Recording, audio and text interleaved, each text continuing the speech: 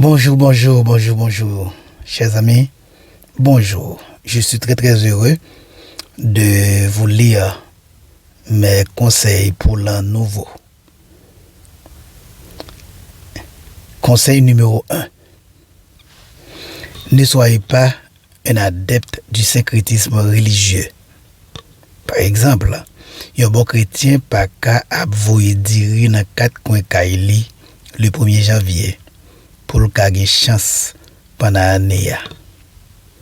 Nul ne peut servir 2 maîtres, car ou il haïra l'un et aimera l'autre, ou il s'attachera à l'un et méprisera l'autre. Vous ne pouvez servir Dieu et Mammon. Nous devons renoncer au monde. Nous devons vivre par la foi et non par les actions magiques ou vaudouesques. Nous devons suivre le Christ seul et mettre en application ses préceptes. En Luc 23, versets 23 et 69, le Christ nous a dit: si quelqu'un veut venir à moi, qu'il renonce à lui-même, qu'il se charge chaque jour de sa croix et qu'il me suive. Quiconque met la main à la charrue et regarde en arrière n'est pas propre au royaume de Dieu. Nos yeux doivent être fixés sur le Christ seul. L'auteur de l'Épître aux Hébreux nous demande en Hébreux 12, versets 1 et 2 de rejeter tout fardeau et le péché qui nous enveloppe si facilement et de courir avec persévérance dans la carrière qui nous est ouverte, ayant les regards sur Jésus, le chef et le consommateur de la foi, qui en vue de la joie qui lui était réservée, a souffert la croix, méprisé l'ignominie, et s'est assis à la droite du trône de Dieu. Conseil numéro 2. Faites la différence. Soyez différents des autres, au bureau, à la maison, au quartier, à l'université, partout. Offre à Dieu ton corps comme un sacrifice vivant. Ne fais pas n'importe quoi avec ton corps, par exemple. Ne sois pas glouton. Ne fume pas. Ne t'enivre pas d'alcool, car ton corps est le temple du Saint-Esprit. En Romains 12, versets 1 et 2, l'apôtre Paul nous dit: je vous exhorte donc, frères, par les compassions de Dieu, à offrir vos corps comme un sacrifice vivant, saint, agréable à Dieu, ce qui sera de votre part un culte raisonnable. Ne vous conformez pas au siècle présent, mais soyez transformés par le renouvellement de l'intelligence, afin que vous discerniez quelle est la volonté de Dieu, ce qui est bon, agréable et parfait.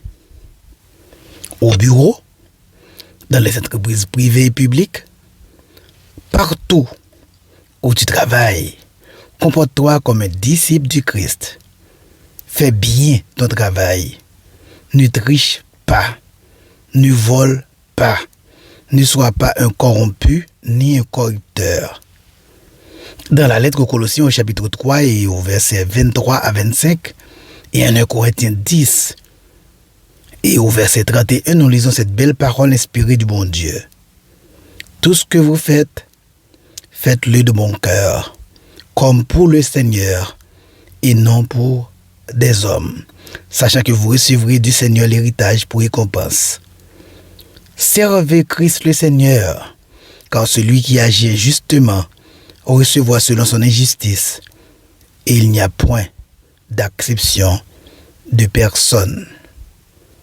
Soit donc que vous mangiez, soit que vous buviez, soit que vous fassiez quelque autre chose, faites tout pour la gloire de Dieu.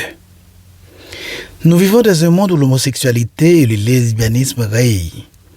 Mais le bon chrétien ne peut pas être homosexuel ou lesbienne. Le bon chrétien n'est pas un adepte du statu quo. Comme l'apôtre Paul, Jérôme de Prague, Pierre Valdo, les Albigeois, les Lola et j'en passe, il dénonce le mal et fait l'apologie du bien. Le vrai chrétien dit non, même si tout le monde dit oui. Le vrai chrétien dit toujours la vérité, bien que vivant dans un monde où règne le mensonge. Le vrai chrétien est honnête, bien que vivant dans un monde corrompu. Le vrai chrétien vit la morale chrétienne bien que vivant dans un monde où triomphe l'immoralité. Comme Martin Luther King Jr., le vrai chrétien ne pactise pas avec l'injustice, l'oppression, la ségrégation, la discrimination et j'en passe. Le chrétien authentique doit lutter contre la ségrégation.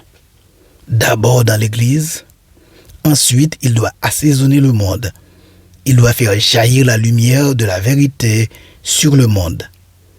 Les hommes, étant tous créés à l'image de Dieu, ils ont droit au respect et à l'amour. Le chrétien authentique doit lutter pacifiquement contre la discrimination et l'exploitation. Face au racisme et à la discrimination, le chrétien authentique ne doit pas avoir peur. Il doit lutter pour la justice sociale, même si l'univers s'effondrait. Il a la grande responsabilité de brandir la torche de la vérité dans tous les systèmes où règne la discrimination, la corruption, l'exploitation, le mensonge et la torture. Le chrétien authentique doit prier avec ardeur incessante pour la justice sociale. Mais il doit aussi élaborer un programme, s'organiser en action non violente de masse et mettre en œuvre toutes les ressources de son corps et de son âme pour mettre fin à l'injustice sociale. Il doit prier sans arrêt pour la justice économique, mais il doit aussi mettre diligemment en action des formations sociales qui assureraient une meilleure répartition des biens à l'intérieur de sa nation et dans les régions sous-développées du monde. Tout attendre de Dieu sans rien faire nous-mêmes, ce n'est pas de la foi, mais de la superstition. Donc, le chrétien authentique doit prier et agir. Comme le dit notre chant, prie, agis, jour après jour. Troisième conseil, comportez-vous comme un ambassadeur du Christ dans le monde. Vous êtes un représentant du Christ sur la terre. Donc vous devez avoir un comportement digne du Maître. Nous sommes dans le monde, mais nous ne sommes pas du monde. Quatrième conseil pour l'année. Agissez en chrétien en toutes circonstances. Cinquième conseil pour l'année. Ne soyez pas hypocrite. Ne soyez pas traître envers votre prochain, envers votre frère, envers votre sœur. Sixième conseil pour l'année. Reconnaissez vos péchés et après s'être repenti, changez vos attitudes et priez. Septième conseil. Lisez votre Bible et priez. Huitième conseil. Soyez patient avec les gens qui sont en colère contre vous. Pardonnez ceux qui vous blessent. Neuvième conseil. Traitez les autres gentiment tout comme vous souhaiteriez être traité.